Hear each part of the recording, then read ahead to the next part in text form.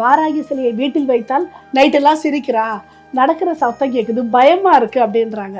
நிச்சயமாக அன்னை வாராகி அப்படி செய்யறவ இல்லை.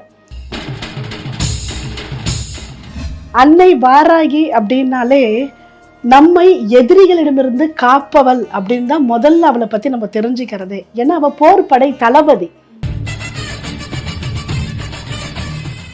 அன்னை வாராகி ரொம்ப அழகான தேவி.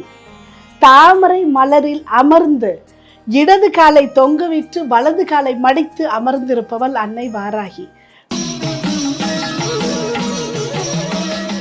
கையில இருக்கக்கூடிய ஆயுதங்கள் எதிரிகளை பயமுறுத்துமே தவிர குழந்தைகளை ஒண்ணும் பண்ணாது இல்லையா? வாராகி உபாசகர்களிடம் யாராவது வாலாட்டினால், வாய் கொடுத்தால் அன்னை வாராகி தண்டிப்பாள். சங்கும் இருக்கும், சக்கரமும் இருக்கும். இடது தலையில பிறை சூடி இருப்பான். கலப்பையை கையில வச்சிருப்பாங்க. அப்ப விவசாயத்திற்கு உதவக்கூடிய அற்புதமான தேவி அன்னை வாராகி.